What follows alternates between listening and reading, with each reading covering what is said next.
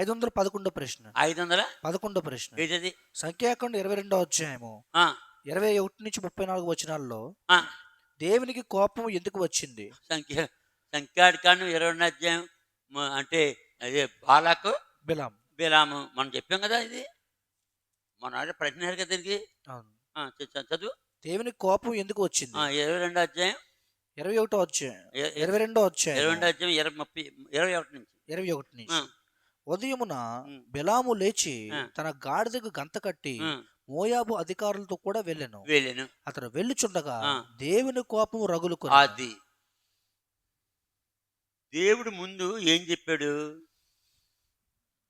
ఏం చెప్పాడు? 7వ వచనం, 8వ వచనం. సంఖ్యాకాండం 22 అధ్యాయము ఆ, 7-8 వచనాలు. ఆ, కాబట్టి మోయాబు పెద్దలను పెద్దలను. మిద్యాను పెద్దలను ఆ, సోదె సొమ్మును చేతబట్టుకుని ఆ, బిలామునొద్దకు వచ్చి ఆ, బాలాకు మాటలను ఆ, అతనితో చెప్పగా అది సందర్భం ఏంటి? ఇశ్రాయేలీయులు ఐగుప్తు నుండి వస్తున్నారు. అవును. వస్తున్నప్పుడు ఏం తగిలింది? మనం మ్యాప్ కూడా మ్యాప్ పెట్టి చెప్పాం కదా ఇది. అవును చెప్పాము. నువ్వు మర్చిపోయావా? చెప్పాము. ఆ మోయాబు దేశం ఎక్కడ ఉన్నదో అదే మ్యాప్ దేవుని కోపం ఎందుకు వచ్చిందని అదే అడుగుతున్నారు. చెప్తాను ఇప్పుడు. అది ఎందుకు వచ్చింది? ఉమ్. దేవుడు చెప్పినట్టుగా చేయాలి. ఉమ్. దేవుడు వెళ్ళొద్దన్నాడు కదా. వెళ్ళొద్దన్నాడు. అదే చూడండి. సంఖ్యాకాండం 22 అధ్యాయము ఉమ్, 8 వచనం. ఉమ్, అతడు వారితో ఉమ్, ఈ రాత్రి ఇక్కడనే ఉండుడి. ఉమ్, యెహోవా నాకు సెలవిచ్చిన మాటలను ఉమ్, నేను తిరిగి వచ్చి ఉమ్, మీతో చెప్పెదను అనను. ఆ, అప్పుడు మోయాబు అధికారులు ఉమ్, బిలామునొద్ద బస చేసిరి. ఉమ్, దేవుడు ఉమ్, బిలామునొద్దకు వచ్చి ఉమ్. నీ యొద్దనున్న ఈ మనుషులు ఎవరు అని అడుగ్గా అడవగా బిలాము దేవునితో ఇట్లనెను, ఎట్లే. సిప్పోరు కుమారుడైన బాలాకను ఉమ్, మోయాబు రాజు ఉమ్, చిత్తగించుము. ఉమ్, ఒక జనము ఐగుప్తు నుండి బయలుదేరి వచ్చాను. ఉమ్, వారు భూతమును కప్పుచున్నారు. ఉమ్, నీవు ఇప్పుడే వచ్చి ఆ, నా నిమిత్తం వారిని శపించుము. ఆ, నేను వారితో యుద్ధము చేసి ఉమ్, వారిని తోలువేదినేమో ఉమ్, అని వీరి చేత నాకు వర్తమానం పంపాను. ఉమ్, అందుకు దేవుడు, ఉమ్. నీవు వారితో వెళ్ళకూడదు, ఆ, ఆ ప్రజలను శపించకూడదు, చెప్పడం లేదా? వారు ఆశీర్వదించబడిన వారని బిలాముతో చెప్పాను. అంటే ఐగుప్తు దేశం నుండి ఈ బాలక దగ్గరికి వచ్చిన సైన్యం ఎవరో వాళ్ళకు తెలీదు.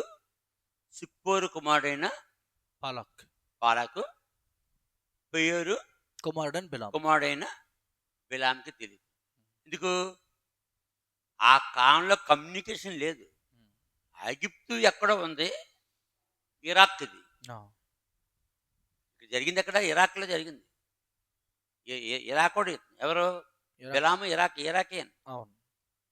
నేను అబ్రహాం ఇంటికి వెళ్ళను కదా నేను. ఉమ్, 1981 నుంచి 84 దాకా ఇరాక్లో ఉన్నప్పుడు అబ్రహాం ఇంటికి 2 సార్లు. అబ్రహాం ఇల్లు అంటే ఊరు. చూపించు. అదిగో ఊరు, అదిగో ఊరు. బస్తరా చూపించు. బస్తరా బస్రా. ఇక్కడ అనమాట. ఇక్కడ అసలు అక్కడ పైన చెప్పు. మెసపొతమియా. మెసొపొతామియా. ఇక్కడోడు ఎవరు? బిలాం. బిలాం అక్కడోడు. ఉమ్, ఏదెంతోట పైన. ఏదెంతో చూపించు. ఏదెంతోట ఈ garden of Aiden on earth. Okay. ఈ ఏదెంతోట పైన ఉంది. మెసొపొతామియా. ఇక్కడోడు ఎవరు? బిలాం. ఈ కాలాన్ని బట్టి బిలాము ఇరాకియన్. అతనెక్కడోడు? జోర్డాన్. జోర్డాన్. జోర్డాన్ ఎవరున్నారు? బాలాక్ రాజు. బాలాకున్నాడు. వీడెక్కడున్నాడు? ఇరాక్ దేశంలో. అంటే ఈ ఇప్పుడు దేశాలు వేరే. అవును. జోర్డాను, ఇరాక్. ఆ కాలంలో ప్రపంచంలో ప్రవక్త ఎవడంటే బిలాం. బిలాం శపిస్తే శాపము, ఆస్వాదింతే ఆశీర్వాదం. అయితే బిలాము ఆస్వాదించాలన్నా శపించాలన్నా తనంతట తను చేయనలేదు. దేవుని కంట్రోల్లో ఉన్నాడు. దేవుడు ఆస్వాదించమంటే ఆశీర్వదించాను, శపించమంటే శాపం. అందుకని బిలాముకి ఏం కావాలి? బాలకు చెప్పినట్టుగా చేయాలి. బాలకి ఏం కావాలి? ఆ వచ్చే జనాంగము ఆ ఇశ్రాయేలును శపించాలి. శపించేశాడా? శపించలేకపోయాడు. ఎందుకు? దేవుడు వద్దన్నాడు. ఇప్పుడు రాజుగారు పంపాడు. 7వ వచనం 8వ వచనంలో పంపగానే శపించవచ్చు కదా ఇక్కడి నుంచే. అప్పుడు డబ్బు ఇచ్చేసి పోతారు. బిలాము ఏం చేయాలన్నా దేవుని అనుమతి కావాలి. అందుకనే రాత్రి అన్నాడు, ఇప్పుడు ఉండండి బాబయ్య, నాకు ఒకడు ఉన్నాడు పరలోక రాజ్యంలో, ఆయన చెప్తాడు అంటే ప్రార్థన చేస్తంటే రాత్రి దేవుడు దిగొచ్చు. బిలాము, నీవు బాలాకు పంపిన పెద్దలతో వెళ్ళకూడదు. ఎందుకంటే బాలాకు ఎవరిని శపించమన్నాడంటే ఆ జనాంగము ఆశీర్వాదింపబడిన ప్రజలు. అబ్రహామును బట్టి, ఇస్సాకును బట్టి, యాకోబును బట్టి ఇశ్రాయేలు దేవుడు ఆస్వాదించాడు. వారితో నీవు శపించకూడదు, వారితో నీవు వెళ్ళొద్దు వెళ్ళొద్దు చెప్పాడలే. చెప్పేశారు. ఉదయం లెగ్గానే బిలాము బాలకు పంపిన పెద్దలతో ఏమన్నాడు, దేవుడు చెప్పిన వెళ్ళొద్దు మాట అన్నాడు, వారిని శపించొద్దు అన్నాడు, నేను రాను పమ్మన్నాడు. చెప్పాడు లేదా? చెప్పారు. వెళ్ళిపోతే మళ్ళీ పంపాడాడు. ఎవడు? బాలాకు రాజు. చూడు, అదే అదే 20 వచ్చిన సంఖ్యాకాండం 22వ అధ్యాయము 19 వచ్చిన 19వ వచనం. కాబట్టి మీరు దయచేసి ఈ రాత్రి ఎక్కడ ఉండుడి. అంటే రెండోసారి వచ్చిరాళ్ళు. రెండోసారి వచ్చాను. యెహోవా నాతో ఇక ఏమి చెప్పును నేను తెలుసుకుందునని బాలాకు సేవకులకు ఉత్తరం ఇచ్చాను. మన చెప్పాడు కదా వెళ్ళొద్దని, మళ్ళీ అడుగుతున్నాడు దేవుణ్ణి. ప్రవక్త ఉండి అంటే ప్రవక్త ఉండి అడుగుతున్నాడు. మరేంటి అడగొచ్చా దేవుని? అలాగే అడగకూడదు. మళ్ళీ దేవుడు దిగొచ్చాడు. అంటే దేవుడు దిగొచ్చేస్తానంటే ఎక్కడికి? బిలామింటికి. బిలామికి ఎంత పవర్ ఉందో చూసో. దేవుడు దిగొచ్చేస్తానంటే ఇంటికి. 20వ వచనం. సంఖ్యాకాండం 22వ అధ్యాయం. ఆ రాత్రి దేవుడు బిలామునొద్దకు వచ్చి ఆ మనుషులు నిన్ను పిలవవచ్చిన ఎడల నీవు లేచి వారితో వెళ్ళుము. అయితే నేను నీతో చెప్పిన మాట చెప్పునని నీవు చేయవల్లని అతనికి సెలవిచ్చాను అన్నాడా? అన్నారు. పోయినసార్లుగా మళ్ళీ అన్నాడు. పోయినసారి దేవుడు ఏమన్నాడు? వెళ్ళొద్దు అన్నారు. 8వ వచనంలో మళ్ళీ అడుగుతాడంట. అడిగాడు, దేవుడు దిగొచ్చాడు. మళ్ళీ 21వ వచనం. సంఖ్యాకాండం 22వ అధ్యాయం 2వ వచనం. ఉదయమున బిలాము లేచి తన గాడిదకు గంత కట్టి మోయాబు అధికారులతో కూడా వెళ్ళాను. 20వ వచనం. 20వ వచనం. ఆ రాత్రి దేవుడు బిలామునొద్దకు వచ్చి ఆ మనుషుల్ని పిలవవచ్చిన ఎడల నీవు లేచి వారితో వెళ్ళుము. అయితే నేను నీతో చెప్పిన మాట చెప్పునని నీవు చేయవల్లని అతనికి సెలవిచ్చాను. ఇప్పుడు దేవుని కోపం వచ్చింది. ఎంత ఫ్రెండ్షిప్ దేవునికి బిలాముకి. బిలామింటికి వచ్చేస్తున్నాడు దేవుడు మాట మాటికి. ఒకసారి చెప్పాడా? మళ్ళీ రెండోసారి వస్తున్నాడు. గొమ్మ ఎక్కనే వాళ్ళ వద్దా? వాళ్ళని ఎక్కనేకూడదు. మళ్ళీ ఇంట్లో పెట్టిండి. అంటే దేవుని కంటే ఎవరిని ప్రేమించినాడు? ఆ బాలాకు పంపిన పెద్దలని, బాలాకని అడిచిన డబ్బులని. దేవుడికి అర్థమైపోద్దా? అర్థమైపోద్ది. అప్పుడేమన్నాడు? సరే ఇల్లు అంటే సరే ఇల్లు. అప్పుడేమన్నా వెళ్తున్నా, ప్రభా నీకు ఇష్టం కాబట్టి వెళ్ళను ప్రభా, నన్ను క్షమించిపోయి రెండోసారి అడుగుతున్నాను. అలా వెళ్ళంటే వెళ్ళిపోతున్నాడు. అంటే దేని మీద అడిగి వెళ్ళాలని అనుకుంటున్నాడు. దేని మీద ఉంది బిలాముకి? బాలాకు రాజు డబ్బు మీద ఉంది. దేవునికి ధనము సమస్తమైన కీడులకు మూలం అని చెప్తున్నాడు. కొందరు దాన్ని ఆశించి విశ్వాసం నుండి ఇప్పుడు బిలాముకి విశ్వాసం దేవుని మీద పోయింది, డబ్బు మీదకి వచ్చింది. అదే హెబ్రోన్. ఇప్పుడు హెబ్రోన్కి భక్తి పోయి ఎక్కడికి వచ్చింది? డబ్బు కోసం కొట్టుకుంటున్నారు. అంతేనా? డబ్బు కోసమేనా? మొదటి తిమోతి 6వ అధ్యాయం 10, 11 వచనాలు. మొదటి తిమోతిలో రాసిన 6వ అధ్యాయం 10వ వచనం. ఎందుకనగా ధనాపేక్ష సమస్తమైన కీడులకు మూలము. కొందరు దాన్ని ఆశించి విశ్వాసం నుండి తొలగిపోయి ఇప్పుడు నానా బాధలతో తమను తామే పొడుచుకున్నారు. దైవజనుడా, ఓ దైవజనుడా, నీవైతే వీటిని విసర్జించి, ఓ దైవజనుడా, ఓ బిలామనే దైవజనుడా, నీవైతే, అక్కడ బిలామని చదువు, బిలాము, నీవైతే వీటిని విసర్జించి, బిలామనే దైవజనుడా అని చదవమను. బిలామనే దైవజనుడా, నీవైతే వీటిని విసర్జించి. ఆ బాలకి ఏమిస్తా అంటున్నాడు? డబ్బును ఇస్తున్నాడు. దేవుడు ఏమిస్తా అంటున్నాడు? తన మహిమ, నీతిని. డబ్బుతో వస్తుందా ఆశీర్వాదం? శాపం రాదు. ఒక శపించాలన్నా ఆశించే డబ్బుతో చేయగలవా? దేవుని కృప, దేవుని శక్తి. ఇప్పుడు దేవుని శక్తిలో నుండి ఎందుకు దేవుని కోపం వచ్చింది? అంటే ఎవరి పేరేం పేరు? సంజయ్, 29 సంవత్సరాలు. సంజయ్నా? సంజయ్. ప్రశ్న ఏంటి? సంఖ్యాకాండము 22వ అధ్యాయం 31, 34 వచనాల్లో 21 నుంచి 34 ఈ వచ్చిన వాక్యములో దేవుని కోపం ఎందుకు వచ్చింది? వాక్యములో దేవునికి విరోధముగా బిలాము ఏం పాపం చేశాడు? అతనికి తెలియదుగా దూత గాడిదకి గాడిదకు ఎదురుగా ఉందని. అలాగనే దేవుడు అలా చేయడానికి అసలు కారణం ఏమిటి తెలియజేయండి. ఇప్పుడు తెలియజేస్తాం. ఇప్పుడు దృష్టి దేవుని కంటే ఎక్కువ దేవుని ప్రేమిస్తున్నాడు డబ్బును ప్రేమిస్తుంది. డబ్బు ఎక్కడైతే ఉందో దేవుడు అక్కడ ఉండడు. అది ముఖ్యం. మొట్టమొదటి దినాల్లో భక్ష్యం గారికి ఏమీ లేదు, డబ్బు లేదు. Are you born again? రక్షణ కార్యం జరిగింది. ఇప్పుడు భక్ష్యం గారు చనిపోయిన తర్వాత డబ్బు ఎక్కువైపోయింది. ఇదిగో ఆయన దగ్గర వాక్యం విన్నవాళ్ళు పెద్ద పెద్ద ఆఫీసర్లు అయిపోయి విదేశాలు చదువుకుంటున్నారు. వాళ్ళకి వచ్చిన 10 వంతులన్నీ వచ్చేస్తుంది. భక్ష్యం గారి కాలంలో ఎవడే పైసా ఇవ్వలేదు. కానుకేసిన పెట్టాలంటే దేవుని ఆధారపడతాం. ఒక బస్తా బియ్యం కావాలో దేవుని ప్రార్థన చేసుకోవడం. ఇప్పుడు ప్రార్థన లేదు, ఏమీ లేదు, డబ్బు ఉందని కొనేస్తున్నారు అంతే. ఎప్పుడు డబ్బు మీద వెళ్ళాడు ఎవడైనా సరే, ఎంత భక్తుడైనా ఆడు నాశనం అయిపోతాడు. ఇప్పుడు బిలాముకి దేవునిపై దృష్టి ఉందా, డబ్బుపై దృష్టి ఉందా? డబ్బు మీద దృష్టి పెట్టి, అందుకని దేవుని కోపం వచ్చింది. ఇప్పుడు ఏమంటే దేవుడు ఇతనికి డబ్బుపై దృష్టి వచ్చింది, చూద్దాం సంగతి, ఎల్లు అయితే నేను ఏం చెప్తున్నా చేయాలి నువ్వని దేవుని కోపం వచ్చింది. అతడికి దేవుని కోపం వచ్చినట్టుగా ఆలోచిస్తుంది. గాడిద తప్పుకుంటుంది. దూత కనపడింది. అంటే దేవుడు అడ్డగిస్తున్నాడు, వెళ్ళకుండాను. వెళ్ళమన్నాడు కానీ వెళ్ళకుండా ఏం చేస్తున్నాడు? అడ్డగిస్తున్నాడు. అప్పుడే తెలిసిపోయి అతనికి. అప్పటికే ఎప్పుడైతే ఇంట్లోంచి బయలుదేరాడో బిలాము, అప్పుడే పోయింది అతనికి దైవ శక్తి, దైవ ప్రభావము. అందుకనే దేవుని కోపం వచ్చింది. చెప్పాను వెళ్ళొద్దని. ఆ డబ్బు ఇస్తానంటున్నాడు. వస్తే నాకు దేవుడు ఉన్నాడు, డబ్బు వద్దంటులేదు కదా. నిజంగా దేవుడు ఉన్నవాడికి ఏం అక్కర్లేదు, డబ్బు అవసరం. దేవుడు లేనుడికి ఏం కావాలి? డబ్బు కావాలి. అది డబ్బు ఉందంటే దేవుడు అక్కడ ఉండడయ్యా, ఉండడా?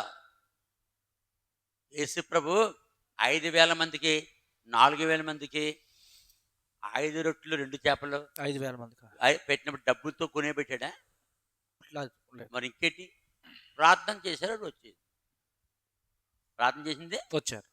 ఈడేం చేస్తున్నాడు? డబ్బు కోసం పరిగెడుతున్నాడు. అందుకని దేవుడు కోపం వచ్చింది. తెలుసుకోవాలి అజయ్ అన్నవాడు. అసలు చదివితేనే అర్థమైపోవాలి, మన ప్రశ్న ఎక్కలేదు.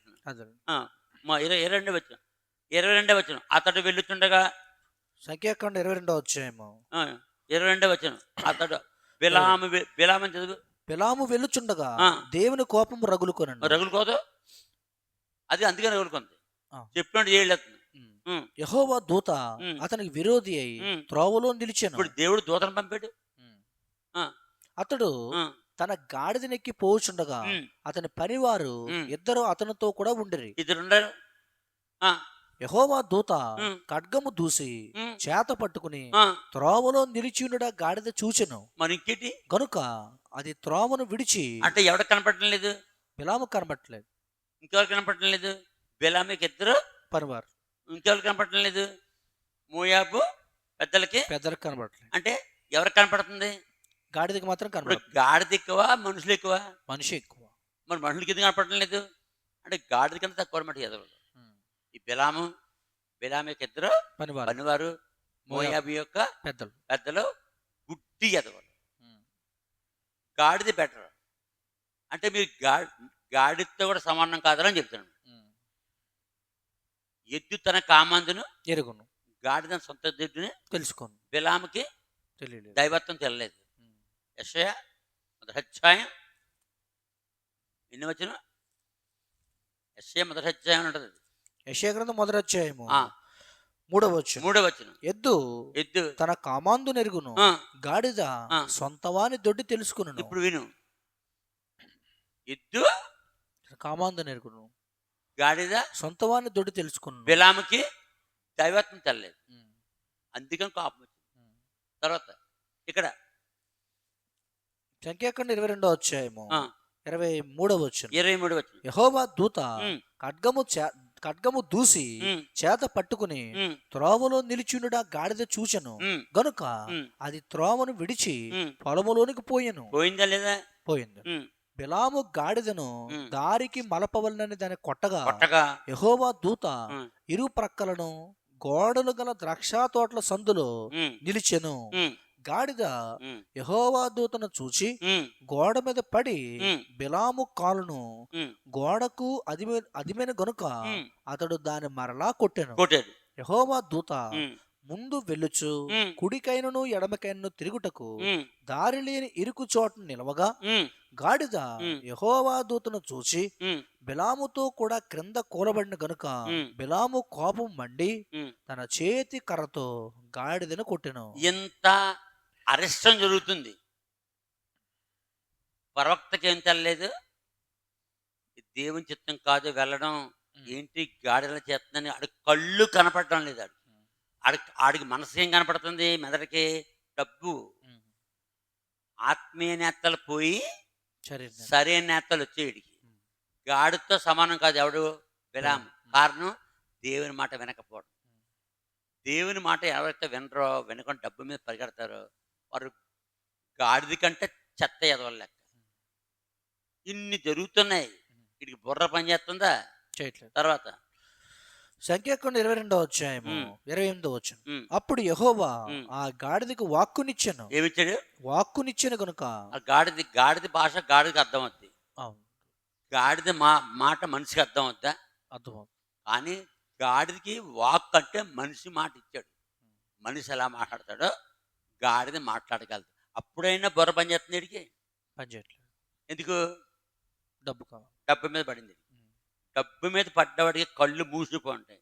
అందుకని డబ్బు కోసం మనుషులు చంపుతాం, డబ్బు కోసం కోట్లు అబద్ధాలు ఆడడం, డబ్బు కోసం కొట్టుకు సత్తాం. ఇప్పుడు హెబ్రోన్లో ఏమైంది?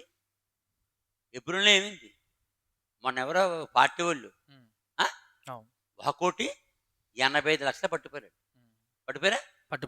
గొడవ దేనికి అక్కడ? డబ్బు. మరి పక్షం గారి కాలంలో గొడవలు ఏమే? విశ్వాసంతో డబ్బు లేదు. ప్రార్థన వినడు దేవా. ఇప్పుడు డబ్బు మీద వచ్చింది. ప్రార్థించుమని నా ప్రభువా, స్వార్థము నేలను ద్రోసి. ఇప్పుడు ప్రార్థన పోయింది. డబ్బు కోసం పార్టీలు అరుచుకుంటున్నారు. వర్తమానం చెప్పనెత్తలేదు. రొట్టె విరవనివ్వట్లేదు. మొదటి వర్తమానం, రెండో వర్తమానం చెప్పనెత్తలేదు. దేనికోసం? డబ్బుల విషయంలో. చందా ఎత్తంటే ఏం చేస్తున్నారు? పెట్లు ఎత్తిపోతున్నారు. పెట్టి చందా పెట్లు. అలా తయారయ్యాడు. ఇవన్నీ రాస్తున్నాయి బైబిల్లో. ఇవన్నీ బాధ చేస్తున్నారు కానీ పాటించలేదు. తర్వాత సంఖ్యాకాండం 22వ అధ్యాయము 29వ వచనం. బిలాము నీవు నా మీద తిరగబడితివి, నా చేత ఖడ్గమున్న యెడల నిన్ను చంపియుందునని గాడిదతో అనెను. అసలు గాడిద మాట్లాడుతుంది ఏంటనే తలంపాడికి రావట్లేదు. తర్వాత అందుకు గాడిద నేను నీ దాననేది మొదలుకొని నేటి వరకు నీవు ఎక్కుచూ వచ్చిన నీ గాడిదను కానా, నేను ఎప్పుడైనా నీకు ఇట్లు చేయడు కద్దా అని బిలాముతో అనగా అతడు లేదు అనను. అంతలో యెహోవా బిలాము కన్నులు తెరిచెను గనుక దూసిన ఖడ్గము చేత పట్టుకుని త్రోవలో నిలిచి ఉన్న యెహోవా దూతను అతడు చూచి తల వంచి సాష్టాంగ నమస్కారం చేయగా యెహోవా దూత ఈ ముమ్మారు నీ గాడిదని వేల కొట్టుదివి, ఇదిగో నా ఎదుటి నీ నడత విపరీతమైనది గనుక. అది రెండోసారి దేవుని అడగడం, వెళ్ళడం దేవుని దృష్టిలో నీ నడత విపరీతమైనది గనుక, నా ఎదుట విపరీతంగా ఉంది గనుక నేను నీకు విరోధినై బయలుదేరి వచ్చితిని. అప్పుడైనా పశ్చాత్తాపం వెనక్కి వెళ్తాడు. అట్లే ఇప్పుడు పేరు సంజయ్, 29 years. తెలుసుకోవాలి. బిలాము యొక్క నడత విపరీతమైనది, దేవుని దృష్టిలో విపరీతమైనది. రెండోసారి అడగడం, దేవుడు ఇతను చంపినాకే ప్రయత్నించాడు, తీసుకెళ్తాడు. సంఖ్యాకాండం 31:6. సంఖ్యాకాండం 31:6. సంఖ్యాకాండం 31వ అధ్యాయము 6వ వచనం. మోషే వారిని ఆ. అనగా ఆ. ప్రతి గోత్రము నుండి ఆ. 1000 మందిని ఆ. యాజకుడగు ఎలియాజరు కుమారుడైన ఆ. ఫినేహసును పంపెను. ఆ. అతని చేతిలోని ఆ. పరిశుద్ధమైన ఉపకరణములను ఆ. ఊదుటకును ఆ. బోరలను యుద్ధమునకు పంపెను. సంఖ్యాకాండము అంటే నెక్స్ట్ 8వ వచనం. సంఖ్యాకాండం అలా 31వ అలా అలా అధ్యాయం కిందకెళ్ళు. 8వ వచనం. ఆ. చంపబడిన ఇతరులు కాక అంటే చంపబడిన ఉమ్, ఇతరులు కాక ఉమ్, మిద్యాను రాజులను మిద్యాను రాజులు అనగా అనగా మిద్యాను 5 రాజులైన ఉమ్, ఎవిని, ఉమ్, రెకెమును, ఉమ్, సూరును, ఉమ్, హూరును, ఉమ్, రెబను చంపిరి. ఉమ్. బెయేరు కుమారుడైన బెయోరు కుమారుడైన బిలామును బిలామును ఖడ్గముతో చంపిరి. ఈయన చంపానాకే దేవుడు పంపాడు. దేవుని కోపమే వచ్చింది. ఎలాగా? నిన్ను చంపేస్తాను. ఎవరిని? బిలామును. ఇప్పుడు ఇశ్రాయేల్ని చంపేస్తాం కాదు, బాలాకు కదా. ఇశ్రాయేల్ చంపేస్తాం కాదు, బాలాకు రాజు సైన్యాన్ని. ఇప్పుడు బిలాం చచ్చాడు. ఇప్పుడు బిలాం చచ్చాడా లేదా? చనిపోయాడు. సంఖ్యాకాండము 31:8. 8వ వచనం. చచ్చాడా? చనిపోయాడు. అద్భుతం. మళ్ళీ 13వ అధ్యాయం. ఏ 13వ అధ్యాయం? యెహోషువ గ్రంథం 13వ అధ్యాయం 21, 32. యెహోషువ గ్రంథం 13వ అధ్యాయం ఆ. 22వ వచనం. 22 వచ్చి 13.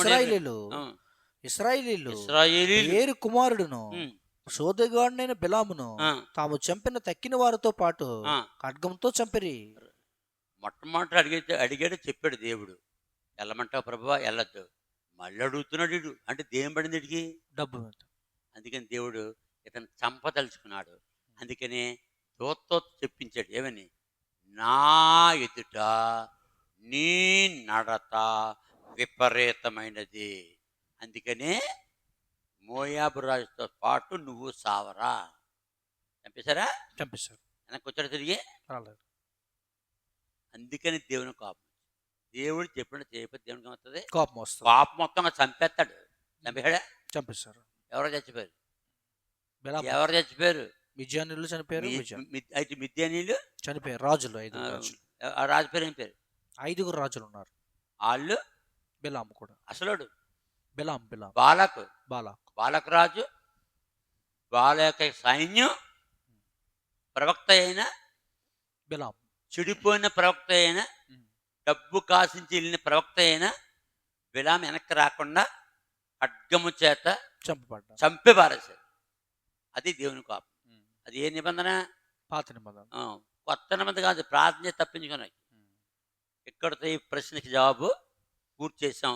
పేరు సంజయ్ తెలుసుకోవాలి. అతని బట్టి అందరూ తెలుసుకోవాలి. నెక్స్ట్